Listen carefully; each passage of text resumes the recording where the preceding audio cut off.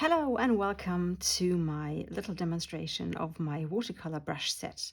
You have 39 brushes in this set, from very fuzzy and expressive to very small and precise, and there's really pretty much nothing that you can't do in watercolor with this set.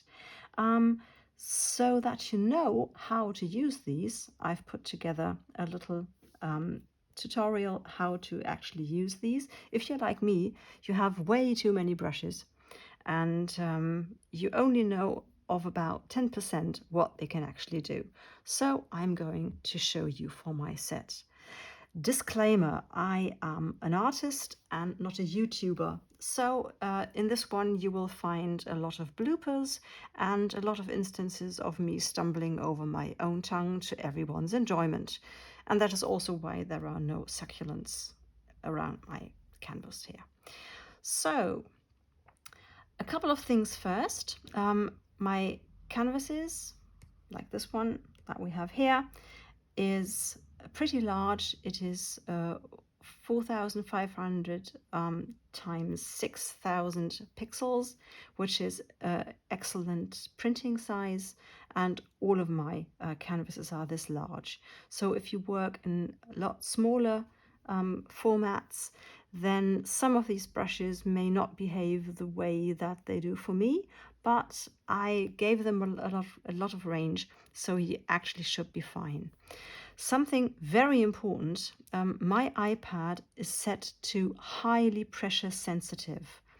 If you didn't know this, it's pretty much the first thing I did. If you go to the little wrench here and then go to preferences and then hit pressure and smoothing, you can see what my curves looks like. Normally, this curve looks like this. And if your curve looks like this, you need a lot of pressure with your Apple Pencil to actually get some of the effects that I have on my brushes. So I recommend turning off the pressure curve to something resembling this. And you can always reset it very easily later, but I actually did this because it does wonders for my wrist and my little finger, which otherwise always hurts. So if this is something that works well for you, then great, and you're welcome. So this is something I always do. And now let's have a look at these layers. Let's hide that one and have this paint here layer and start with the sketcher brushes. They are pretty straightforward. You can see there are little icons on most of these brushes. A little stack of books means that the color builds up if you add more strokes. I can demonstrate that. So if you have one stroke here and you add another one, then it gets darker there in the middle where they hit, and it gets pretty dark after a while. So this sketcher otherwise stays very light, even when I'm using a bit more pressure. I've got a very dark color here now, which I normally don't have when sketching. So it really stays pretty light, even if you press down very hard. So it's great for my workflow with doing very light sketches and then doing my line work on top of that. For my line work, I usually do this one. Oh, and I forgot to tell you about this little symbol here. The brush means the brush does something when you tilt the Apple Pencil. In this case, like with every pencil, you get this broad effect. Let's zoom in a bit so it's easier to see. So tilt it, and then you get a normal pencil broadening and lightening effect. If you want to shade, for example, you can do that with the same brush without changing any settings. The clean black pencil does not have the brush icon, so there is nothing that happens when you tilt it. So it just stays the same however you hold your pencil. I actually like that a lot when I'm doing my line work with a pencil. It's still a bit rough around the edges, which I like even in line art, but you don't have any nasty surprises if you just happen to do weird things with your hand and the pencil still stays the same. So these are the three sketch and line art brushes we have. And now let's come to the interesting stuff. This is the first of the watercolor brushes. It's a very nice, versatile brush. Let's go for a nice blue color there. And let's choose a bigger size. You get a bit of range within the brushes here, like a bit more water splashed in some places than others.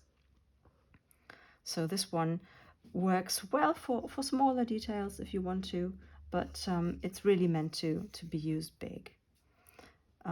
This also adds up just a bit, but only up to a certain point. So once you've saturated your digital canvas, so to speak, then nothing happens.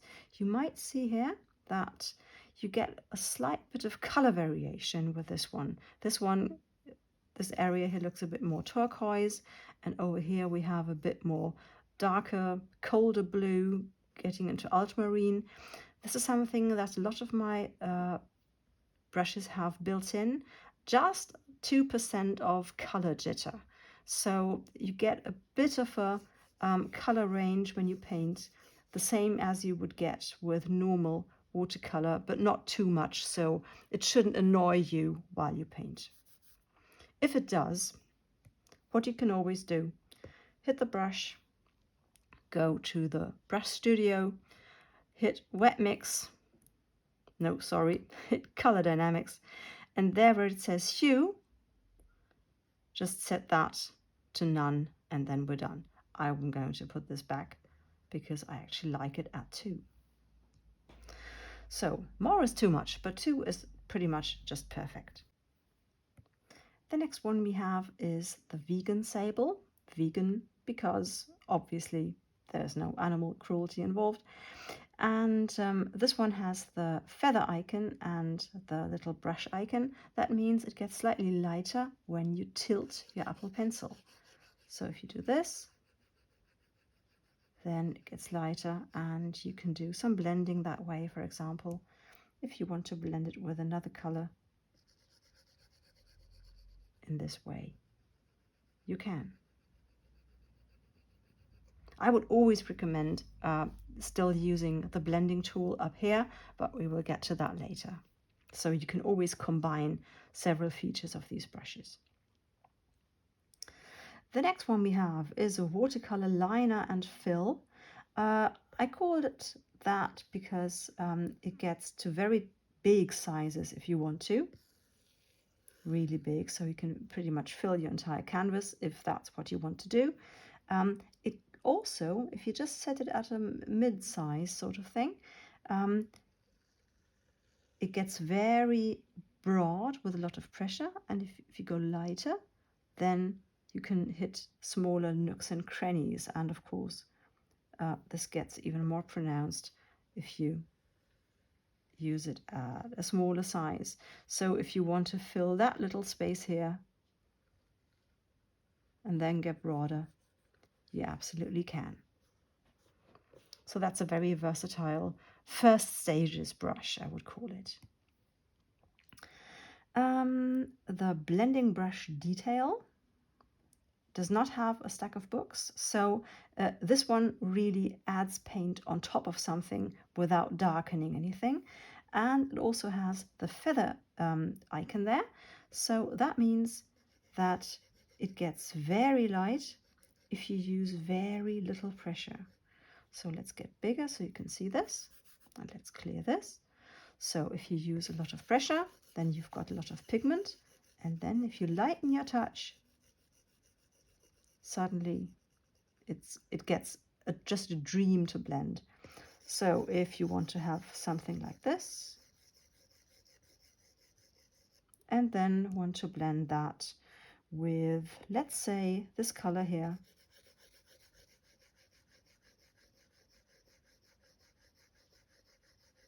you almost don't need a blending tool there.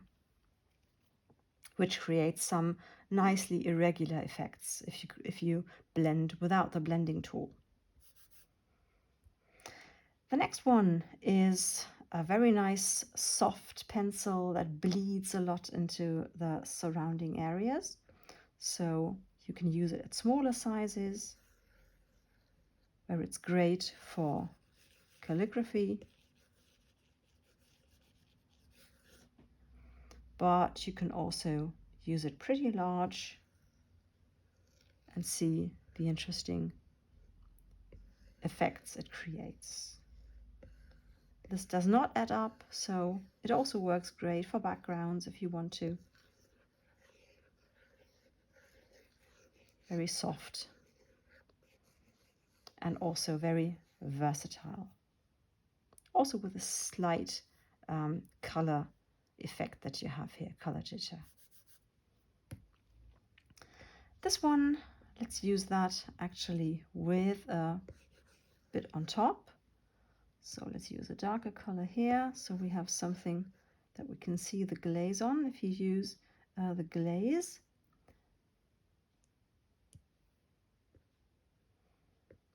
Then it just glazes over the area, but doesn't smear anything under it. The glaze adds up rather strongly, so when I use it, I usually try not to go over the same bit more than once. And if I have to put strokes next to each other, I will then blend them a little so they don't stand out too much. This is one of the fun ones, the Dark Edges liner. It's got this nice, pretty pronounced dark edges effect that you get when the pigment just collects at the end of your stroke. And this is meant to be used pretty small. It's great for detail work as well. I love using it for hair. I called it a liner because it's got very, very slight stability tool worked in. So it stabilizes your lines as you do them, which I love for doing hair. For example, for the sort of very swirly hair that I like doing. I love giving my elves and Fern and Dorian and all these wonderful people. Then you can have these great effects for shading especially. So this is a great hair brush. This one is similar, but it gets to much larger sizes. You can still use it small and do calligraphy type sort of work. It does not stabilize your lines as much. So if you have a jittery hand, definitely go for the other one. But this one also gets very, very large and then has a nice little texture built into it. It does stack, so keep that in mind. The next one is pretty straightforward too. We've got WIW, a wet into wet liner, but that one is textured. So we have a bit of texture built in here, and we have these jittery wet edges. They do stack a bit, so be wary of that. I like this one for detail as well, for fuzzy detail, because you can get pretty small with it and then get into all sorts of little nooks and crannies if you want to. So this is what I said when this is what I meant when I said if you work in small sizes, you should be okay. Obviously, yes, you should. The next one is also a pretty straightforward one. You have a textured glaze. This works well for smaller bits where you just want a bit of variation in your paint, but you can also go pretty big with this. But be wary, the pattern does repeat, so do not get too big. Or if you do, just shake it up a little. The next one is similar. It's also a glaze, so it goes over something that you have already painted. Let's paint this one here, and then let's use the next glaze on top. And you can still see some of the bits through it. This one I called Fractal glaze. If you use it at very large sizes, you get some pretty spectacular fractal formations, also repeating after a while. So I would not use it for a very huge background. If you do, you still can by just tapping the transform tool and making this bigger, and then you should be fine.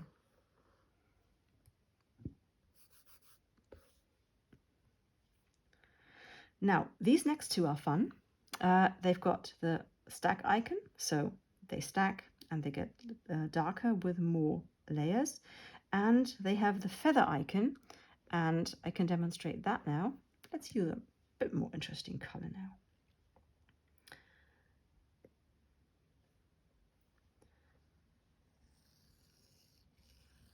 If you paint a leaf, then it looks just like dark everywhere. But if you go over these points again, within the same stroke, do not lift your brush off your canvas, then you suddenly can lighten it up.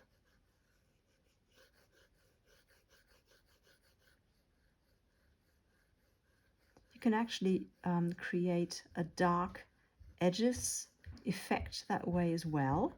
So that's just another way to achieve that very staple of watercolor effects. And of course, I was using this at really too small a size. So if you want to use it like this, that works just in no time. With very little pressure, go over this. If you find this hard to achieve, take a look at your pressure curve, because that gets pretty hard if you can't get very light and can't get very, very heavy. The next one works the same way, but has a fuzzy outline and a bit of a more dramatic effect with the white. So this just blooms out now.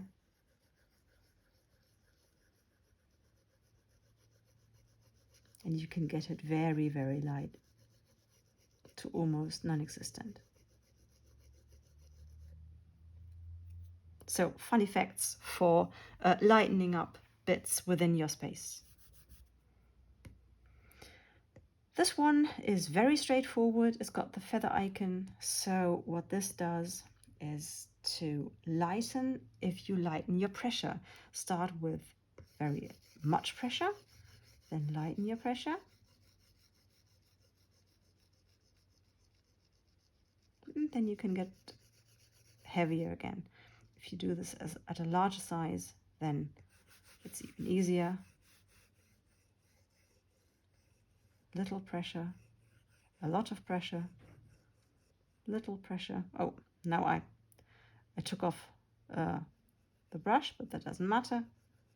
These don't stack very much, so it's easy to just continue here and then just blend into each other. This is a very nice watery blending brush, so very versatile for detail work as well, if you want to go small. But that's what the detail brush up there in the set that I talked about earlier is for. So that's really what the blending brush detail is for, but this one works on the same principle. The next one is also built on the same principle, but it's simply got dark edges instead of fuzzing out. Use less pressure, get lighter. Use a lot of pressure, and then you can get very dark again.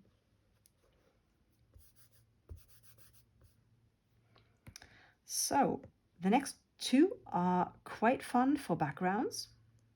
So let's go to a little bigger size and choose a nice clear blue.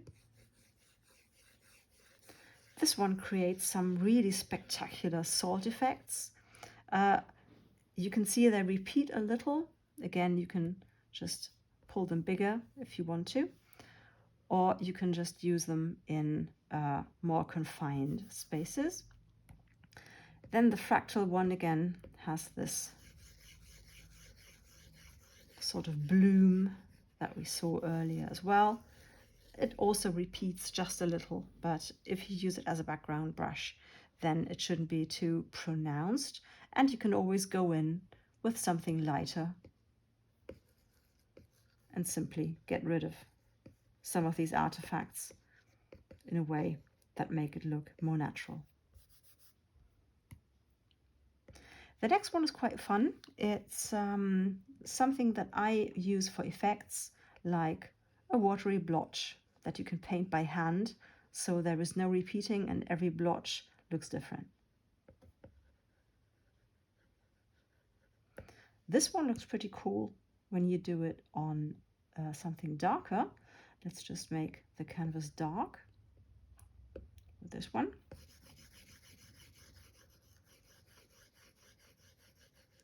And when you use the bleed brush in a lighter color, it'll create a nice light, cloudy, slightly salty bleed.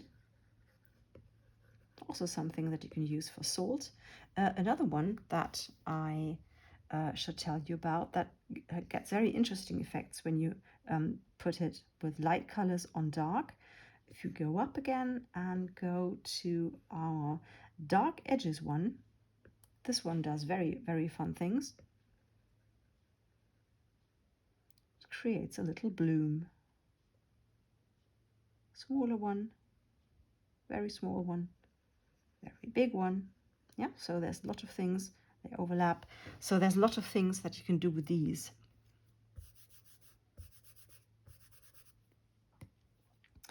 Let's go back. The next one is our wet bleed brush. This stacks very heavily, but you can wonderfully use it for large, expressive sorts of backgrounds. If you lighten your pressure, then it gets lighter, go heavier, and then you have some pretty dark spots. So this one works great as a background brush, because with it you can create texture yourself, and it doesn't have any inbuilt, but it just creates texture automatically. The salt effect brush can be used to create, well, a salt effect, as you can see. You can really push the water around within the space. So if you go over these again, then quite interesting things happen. You can make the the lighter blotches disappear, and these salt bits remain standing. So there's a lot of versatility that you get with this one. Also great for interesting backgrounds.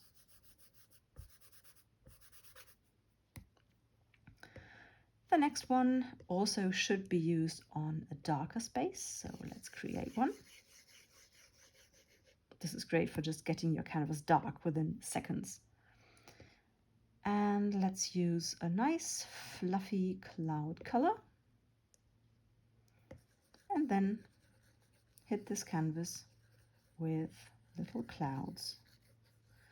It's got a bit of jitter built in, so it's a bit of unpredictability, but not too much, so it doesn't completely surprise you with where these blotches appear. You still have a lot of control over where the overall shapes are. If you want to use this for clouds, remember that there's going to be an even brighter bit where the sun would hit it.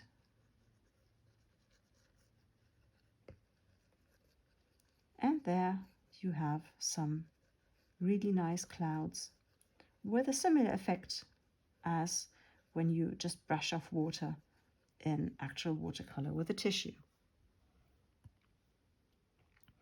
So the next three ones are my erasers. This is my favorite pencil eraser. So let's just go back to doing a bit of pencil work here. But not in white.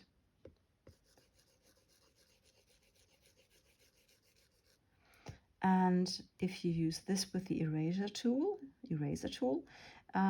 then you have a lot of control. A lot of control. You should really set this at a higher opacity. If you turn it just down, just a little, even more control.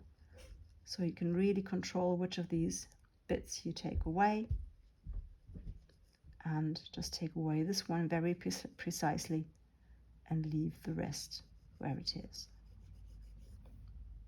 Or just that one in the middle there.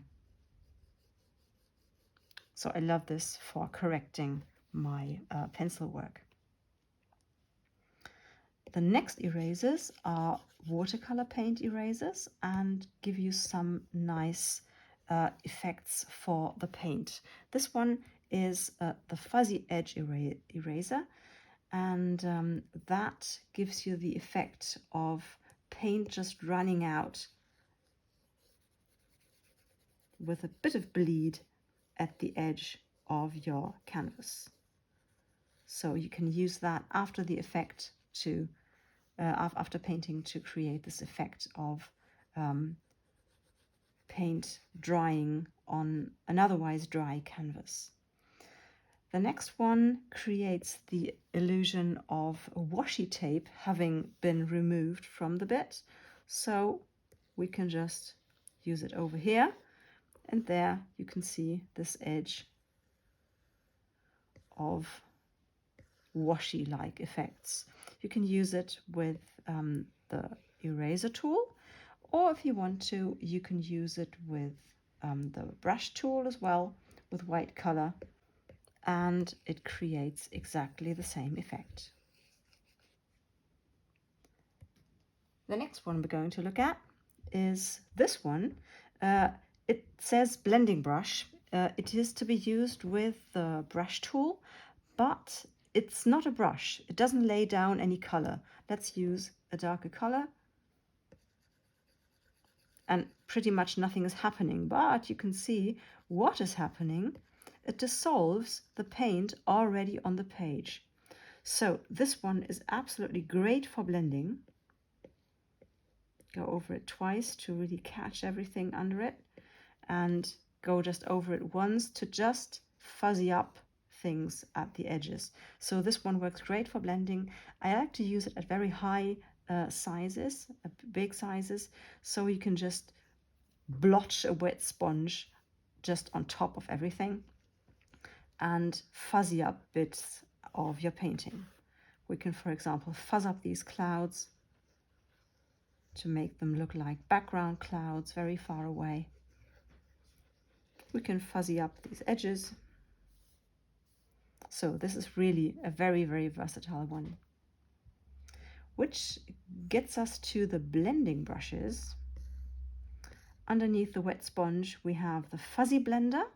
I included this because many people want to blend in just a very fuzzy way without having any stark edges standing out.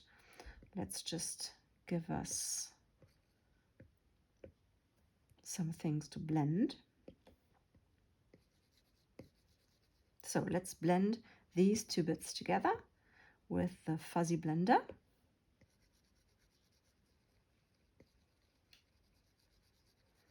It picks up the paint that is underneath, so you can actually drag some paint, some of the blue paint into this, and you can drag the red paint into here.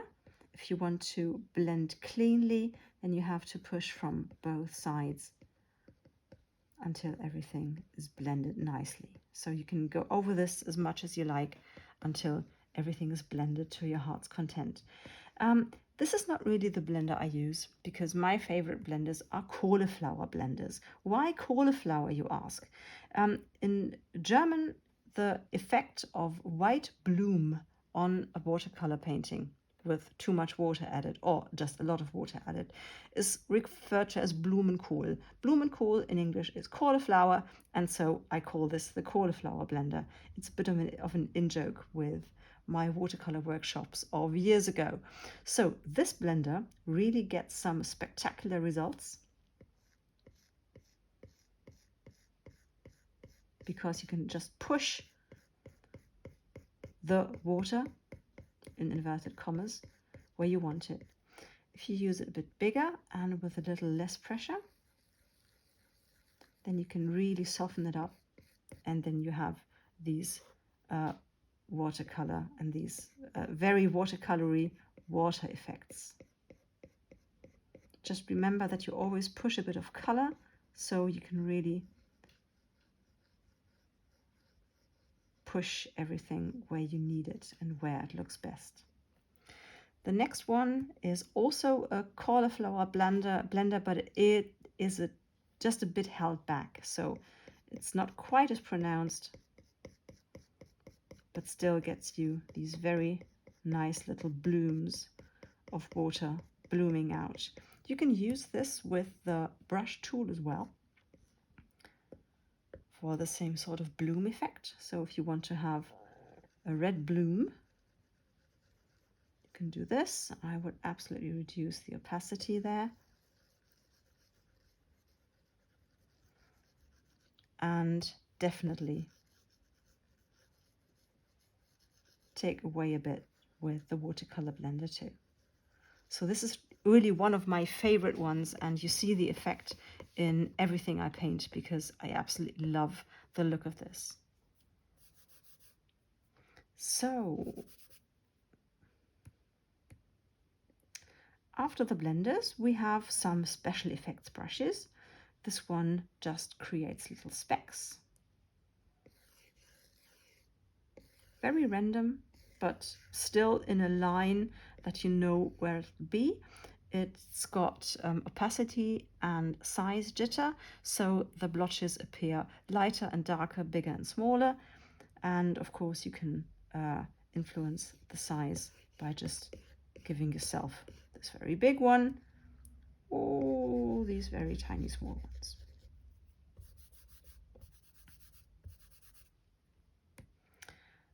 This one works best on a darker color again, so let's give ourselves one. We've got these little water drops, also to be used with the brush tool.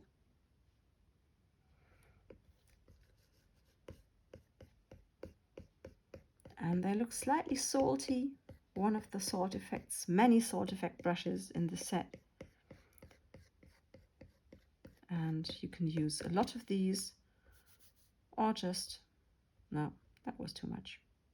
Let's just take a few away.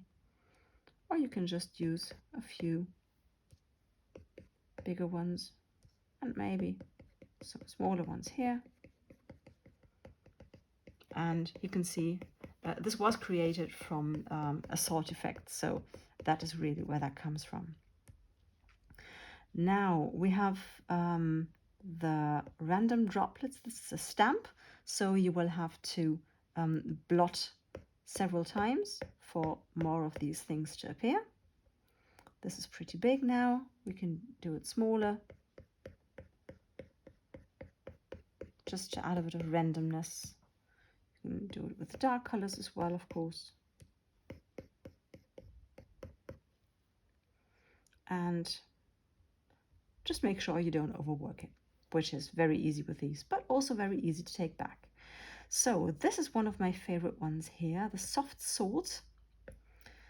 Let's take away a bit of these so we have a lot of blue space to demonstrate you things on. So this is the very soft salt brush. Definitely use it with close to white, and then just gently tip it into your canvas. Could be a bit lighter still. So this is a very, very soft salt effect. I love actually doing this over skin to just give it a bit of the illusion of pores, for example. And then we have the bigger salt brush called Seasalt. This one creates much stronger effects that you can use heavily or sparingly, depending on what you like. You can always spice it up a bit with these small grains of sand. Let's see how big they are. That looks good. And then you can just, with a bit more precision, put them in where you feel they add to your picture. If you feel you've overdone it, but the principle is okay, you can always go back to your wet sponge and just loosen it up just a bit and just water it down a little.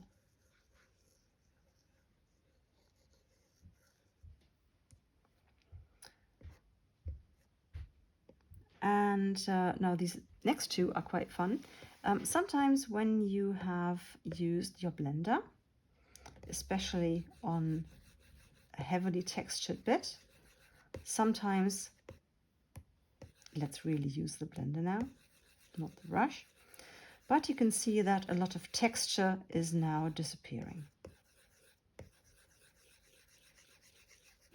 And when you feel that you're losing your texture and you're losing the interest in your watercolor painting, you can hit bringing texy back, choose a color that is close to the one that you have here, maybe slightly darker, and there you have the texture back. Use this sparingly, but sometimes it's really, really helpful. So again, the difference, now it's without the texture and now it's back. The last brush in the set is a paper brush. So if you, for some reason, are not working on a canvas that has the texture layers, you can still give yourself a bit of texture by just adding. Let's just turn off the texture layer here. So with the texture layer, without the texture layer. Let's say you just don't have this right now and you want to add some texture. So add a new layer on top of your painting and set that layer to color burn. Then choose the paper brush, choose a mid-tone gray color. It's set to really large, as you can see. And if you then just go over this, suddenly you have a watercolor texture. So that's really the quick slapdash workaround. With texture, without texture, without.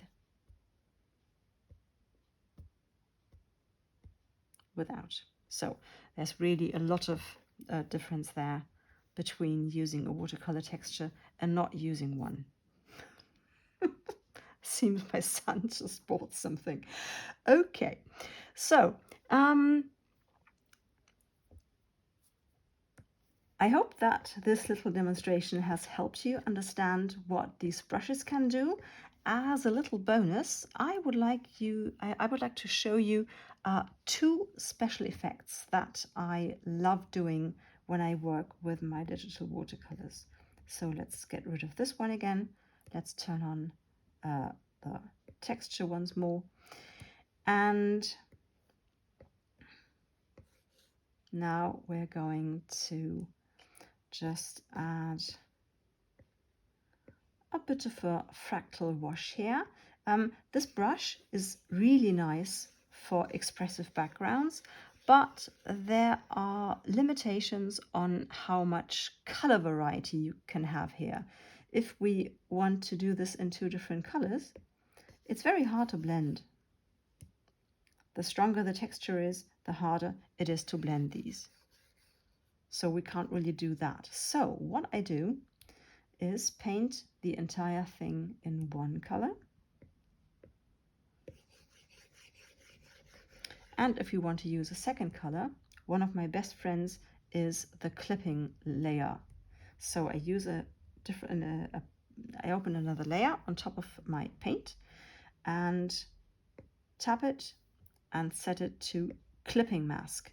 This means that everything I do on this layer will just stay in the exact same spaces as this one.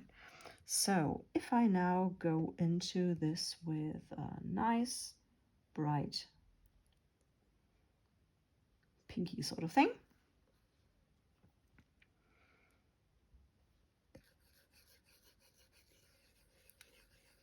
suddenly I can just color this one I have here with a very soft kind of blend. I can go in again with a blending tool and blend it up a bit more, and you just have this wonderful gradient with the texture still in place, and that one is still intact, and the blending is very nice and uniform. The other thing I wanted to show you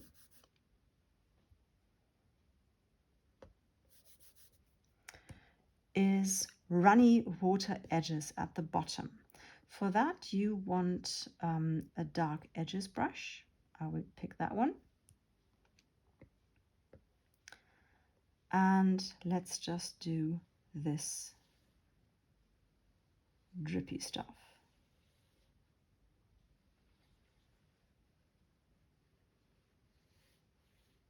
Make sure that you do not raise your brush off your canvas while you do this. If you just leave some white standing, that's also nice.